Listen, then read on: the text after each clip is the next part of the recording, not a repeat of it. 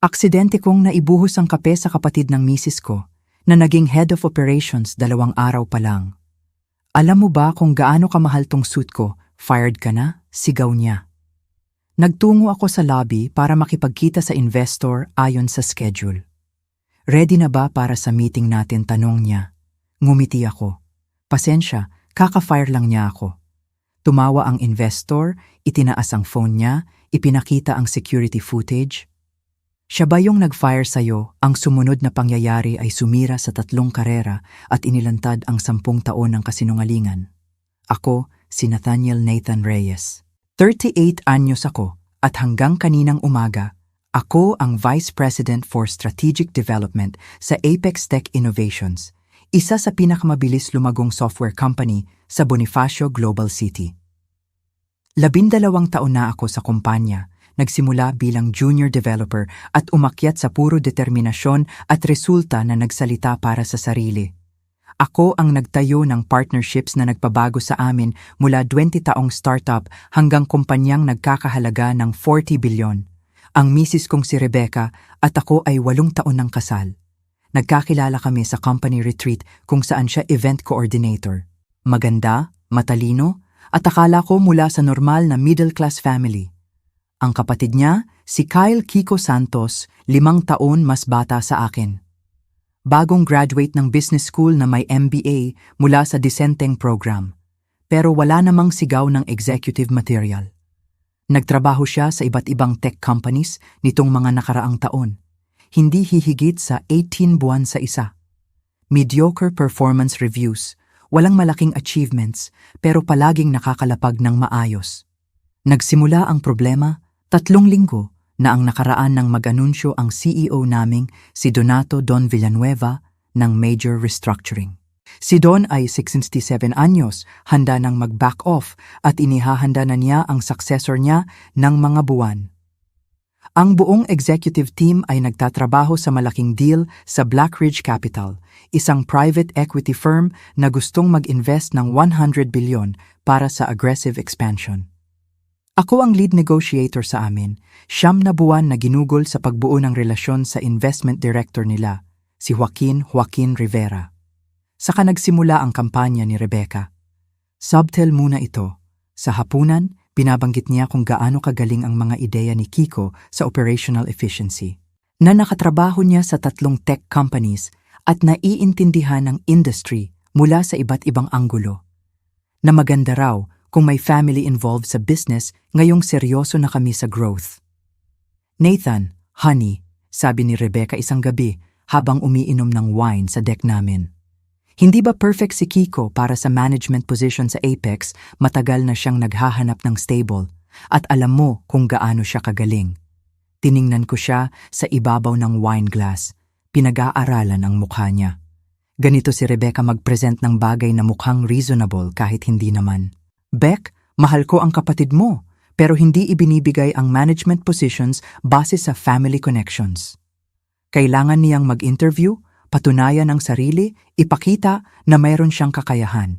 Siyempre, sabi niya agad, hindi nepotism ang ibig kong sabihin. Sa tingin ko lang, bagay na bagay siya. At sa darating na Blackridge deal, kailangan natin ng magagaling sa key positions. Hindi ko alam na si Rebecca pala ay direktang nakikipag-ugnayan kay Don. Nag-iimbita sa kanila at sa misis niya sa dinner. Nakikipagkaibigan sa assistant niya. Pinoposisyon ang sarili bilang supportive corporate spouse na nakakaunawa sa pressure kay Don. Matagal niyang nilalaro ang laro at masyado akong focused sa pag-close ng Blackridge deal para mapansin. Dumating ang announcement sa Monday morning executive meeting. Tumayo si Don sa ulo ng conference table. Mukhang nasisiyahan sa sarili. Gusto kong ipakilala ang bagong head of operations natin, si Kyle Kiko Santos.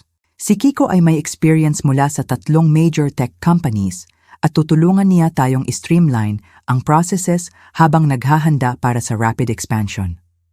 Naramdaman kong bumagsak ang tiyan ko. Head of operations, posisyon na katabi ng aking role, direktang nagre-report sa CEO. Pareho kaming level sa hierarchy. Siya ang bahala sa operations habang ako sa strategic development. Pero si Kiko, hindi pa nakapamahala ng higit sa maliit na team. hindi pa nakahawak ng milyon-milyong budget. Hindi pa nakaharap sa complexity ng kumpanyang ganito kalaki. Sa paligid ng table, nakita ko ang parehong pagkalito sa mukha ng mga kasamahan.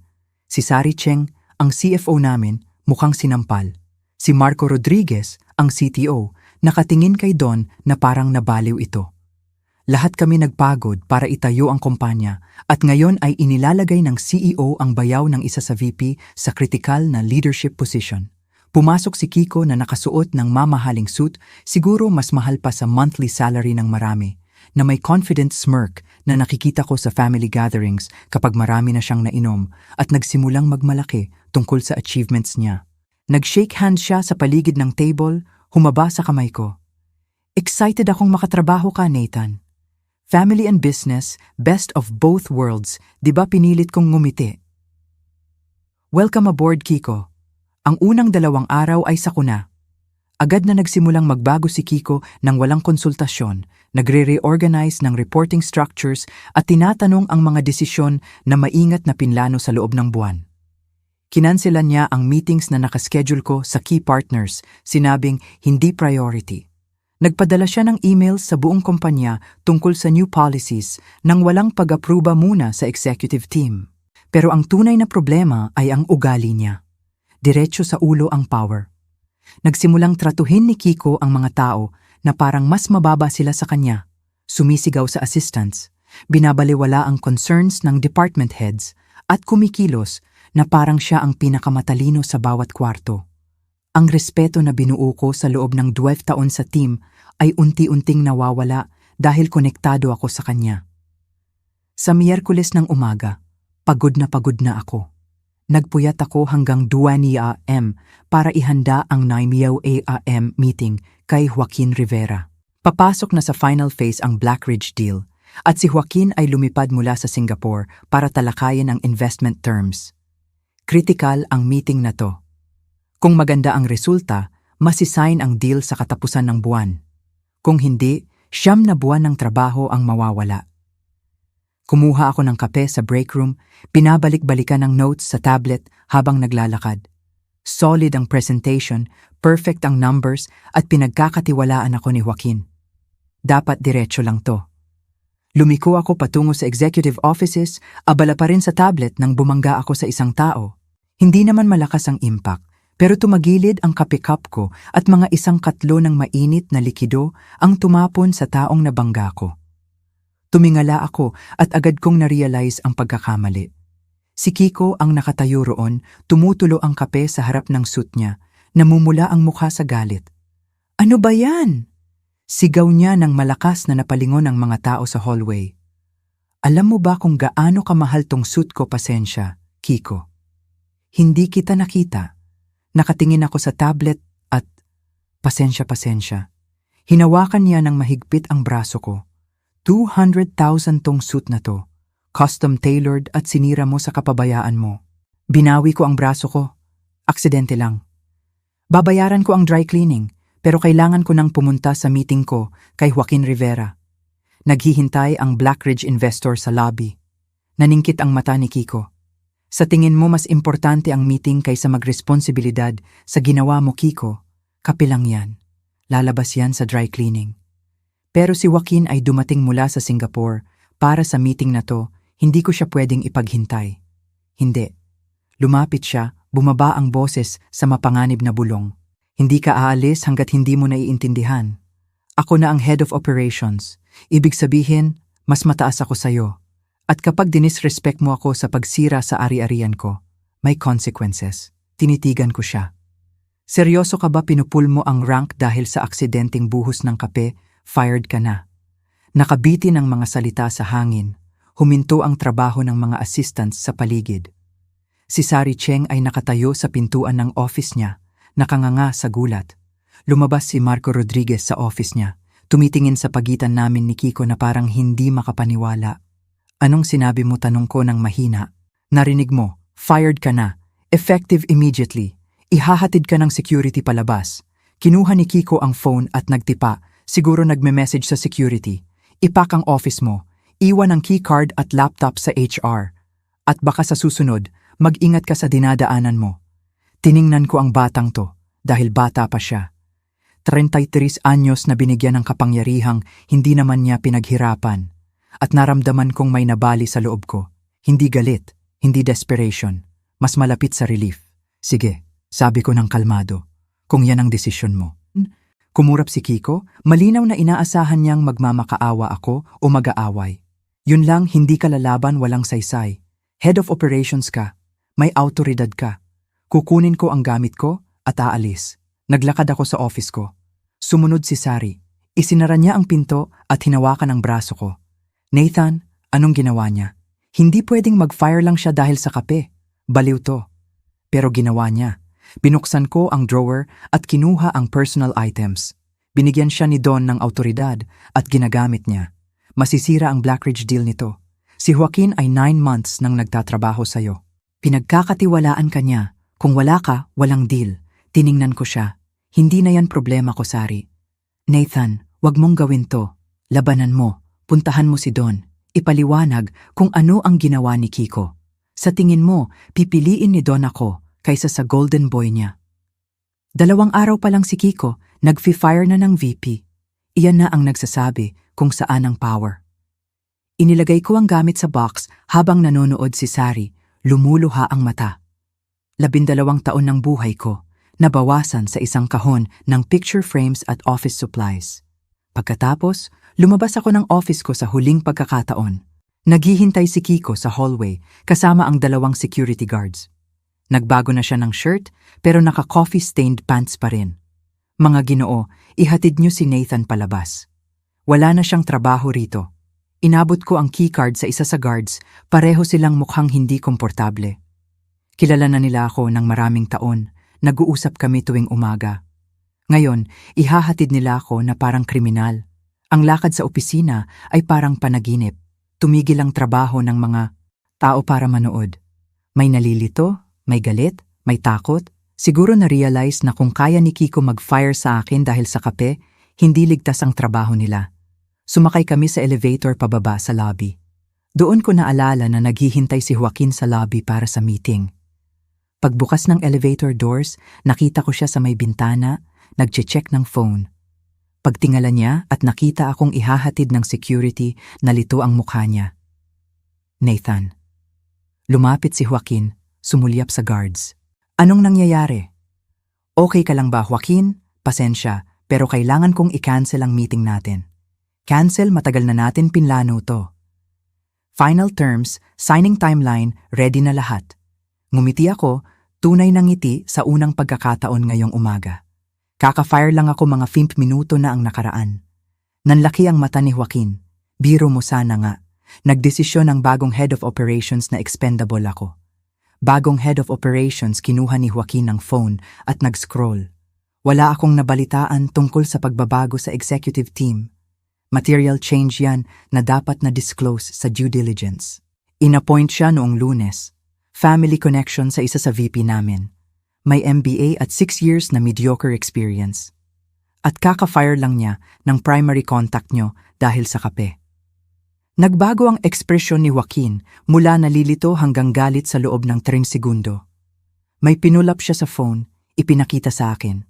Security footage mula sa hallway camera, ang pagbangga ko, ang buhos ng kape at ang agresibong reaksyon ni Kiko. Siguro binigyan na siya ni Don ng access sa security system. Siya ba yung nag-fire sa'yo, tanong ni Joaquin? Mahigpit ang boses. Tiningnan ko ang footage. Si Kiko na humahawak sa braso ko, sumisigaw sa mukha ko, nagpupul ng rank sa aksidente. Siya yon. Tumawag si Joaquin. David. Si Joaquin to. Ipul agad ang Apex deal. Complete halt sa negotiations. Seryoso ako. Ipapaliwanag ko pagbalik ko sa office. Pero tapos na tayo rito, binaba niya ang tawag at tiningnan ako. Nathan, 20 years na ako sa venture capital. Marami akong nakitang maling desisyon, pero ito siguro ang pinakamangmang. Kaka-fear lang nila ng tanging taong pinagkakatiwalaan ko sa kumpanyang yon dahil sa kape, at naglagay sila ng nepotism hire sa kritikal na posisyon ng walang paalam sa major investor. Hindi ganun gumagana ang seryosong kumpanya. Salamat, Joaquin. Saan ka pupunta ngayon? Sa bahay siguro? Ayusin ko ang susunod na hakbang. Mag-lunch muna tayo. Kailangan nating mag-usap. Nagkatinginan ng guards, hindi sigurado kung itutuloy pa ang pag-escort. Si Joaquin ang nagdesisyon para sa kanila. Mga Ginoo, wala na si Nathan sa premises ng Apex. Nasa public lobby na. Balik na kayo sa posts nyo. Umalis sila, siguro natutuwa na makalabas sa sitwasyon. Naglakad kami ni Joaquin sa restaurant sa kabila ng kalye, tahimik na lugar kung saan nagdaan ang ilang informal meetings namin noon. Sa lunch, inilatag ni Joaquin ang mangyayari. Handang mag-invest ang Blackridge ng 100 bilyon sa Apex. Depende ito sa ilang factors, pero pinakamahalaga ang stable at competent leadership. Malaking bahagi ka noon, Nathan. Ang track record mo, relationships, strategic vision. Kung wala ka, bagsak ang deal. Hindi ganon makikita ni Don. Sa tingin niya kaya ni Kiko ang lugar ko. Delusional si Don. Pinanood ko ang batang yon sa 2 araw mula nang magsimula siya. Na-alienate na niya ang kalahati ng executive team, gumawa ng unilateral decisions ng walang konsultasyon, at ngayon, nag-fire ng key personnel dahil sa personal na galit. Hindi yan leadership, yan ego. Uminom ako ng tubig. Anong susunod, gagawa ako ng calls. May iba pang investment opportunities ang Blackridge. Mga kumpanyang marunong mag-manage ng talent. Mga hindi nag-fire ng best people dahil sa kape. Lumapit siya. Nathan, paano kung sabihin ko na matutulungan kita mag-start over hindi sa Apex? Sa mas magandang lugar. Pinapakinggan kita. May kumpanya na Vortex Innovations. Maliit pa, mga 50 employees pero incredible ang technology. Naghahanap sila ng taong bahala sa strategic development at partnership building. Eksakto na tulad mo. Kung interesado ka, maipapakilala kita ngayon din. Naisip ko ng 10 segundo. Interesado ako. Tumawag si Joaquin doon mismo sa table. 20 minuto pagkatapos, may nakaschedule na meeting sa Vortex CEO sa hapon na yon. Samantala, sa Apex, nagsimulang mag-cascade ang epekto ng desisyon ni Kiko. Agad na pumunta si Sari Cheng sa office ni Don para ipaliwanag. Nang marinig ni Don na nakita ni Joaquin ang pagkaka-fire ko at pinulang deal, namutla raw siya. Anong ibig mong sabihin pinul niya ang deal, tanong ni Don kay Sari. Nakita ni Joaquin si Nathan na ihahatid ng security. Tinanong niya kung ano ang nangyari. Sinabi ni Nathan na na-fire siya at agad na tumawag si Joaquin sa office nila para itigil ang negotiations. Don, nawala natin ang 100 bilyon dahil nag-fire si Kiko kay Nathan sa kape. Sinubukan ni Don tawagan si Joaquin pero voicemail. Nag-email pero auto-response. Ang Blackridge deal na 90% complete, patay na.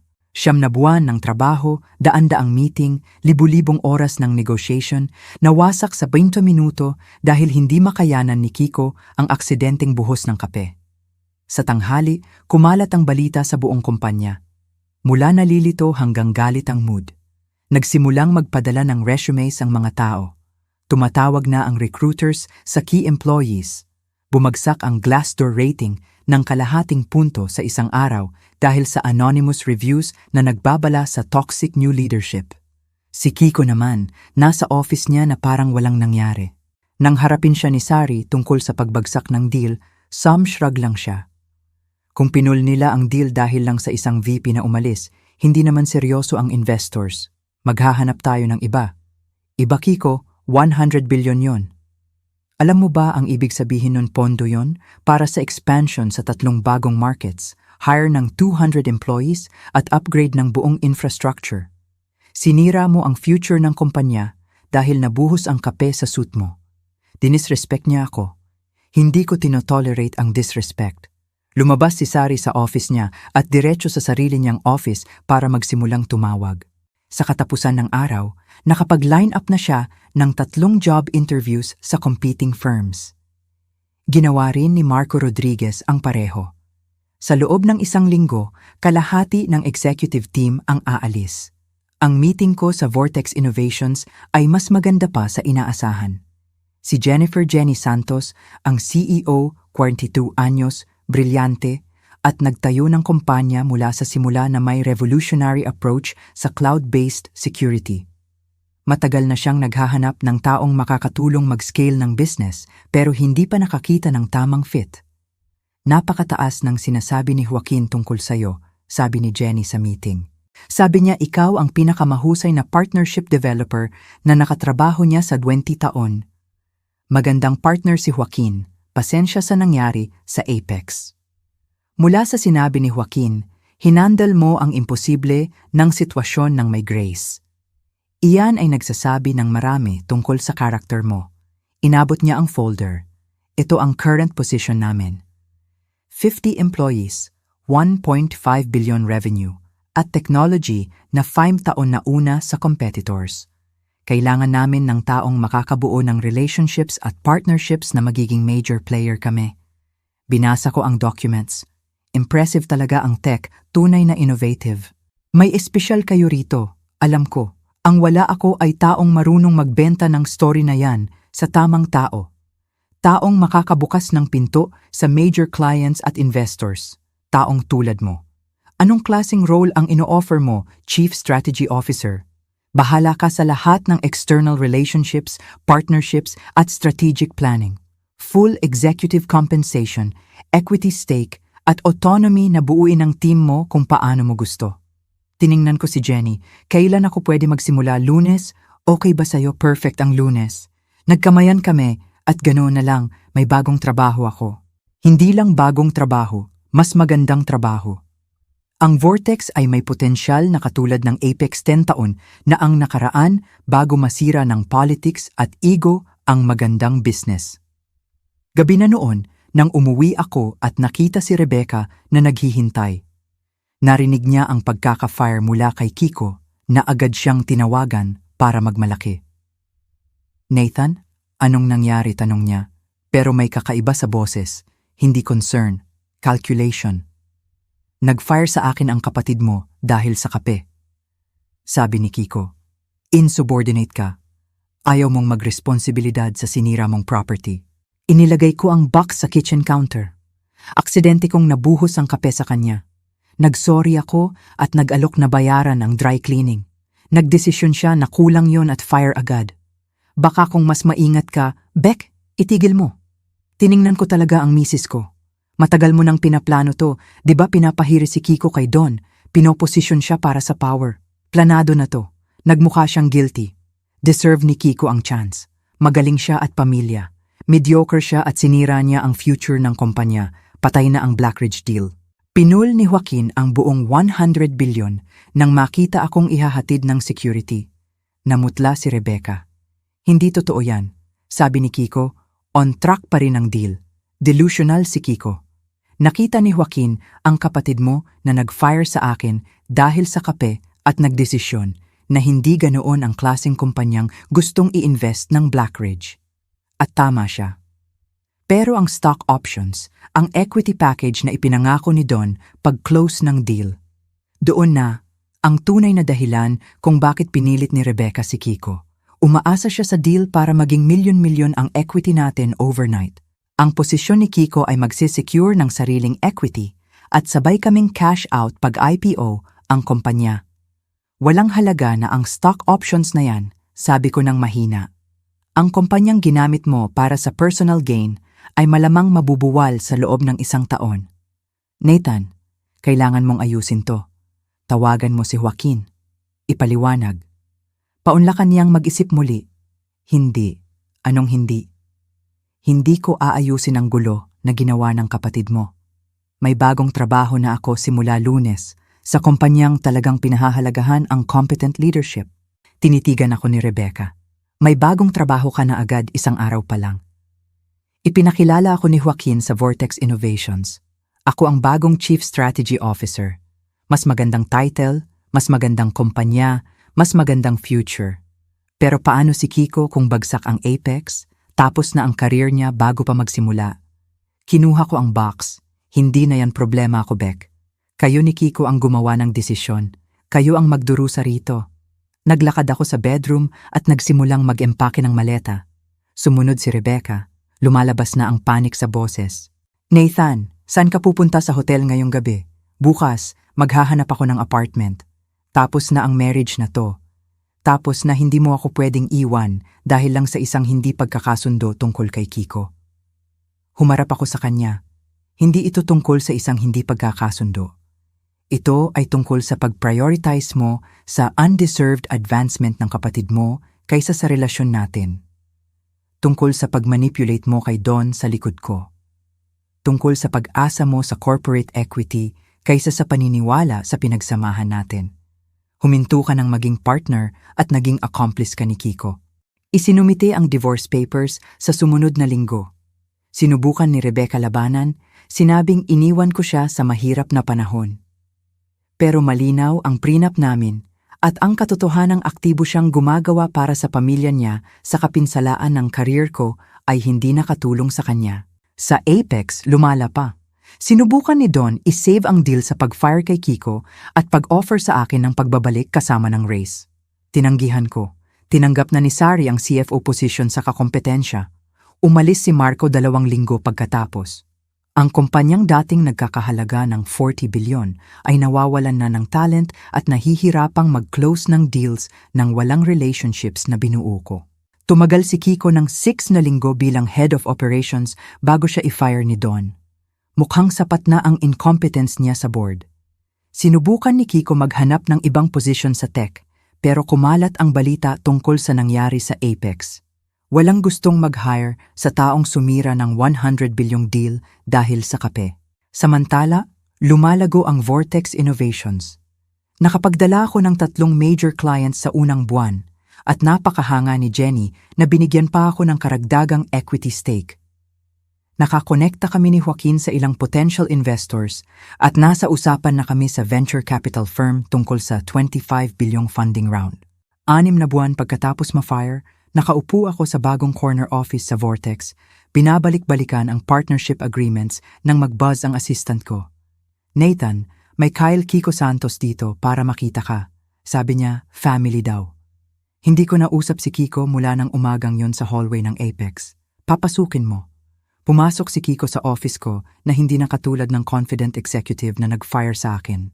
Off the rack na ang suit niya, kailangan na ng gupit ang buhok at may desperate look siya ng taong sinunog ang lahat ng tulay at ngayon ay lumalangoy pabalik. Nathan, sabi niya, hindi direktang tumitingin sa mata ko. Salamat sa pagtanggap. Anong gusto mo, Kiko, na punta ako para mag-sorry? Ang ginawa kong pag-fire sa'yo dahil sa kape, mali yon. Pinayagan ko ang power na pumunta sa ulo ko at gumawa ako ng terrible decision. Sumandal ako sa upuan. Sinira mo ang 100 bilyong deal. Pinaalis ang kalahati ng executive team at malamang tinapos mo ang Apex bilang viable company. Kulang ang sorry. Alam ko. Naghahanap ako ng trabaho pero walang tumatanggap.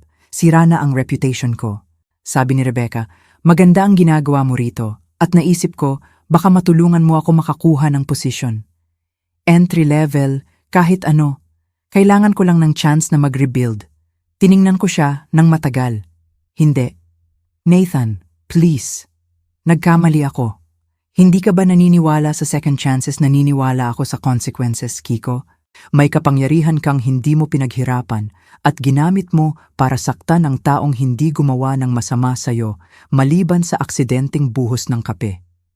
Hindi yan mistake, yan ang character. At ayaw kong may ganong character sa kumpanya ko.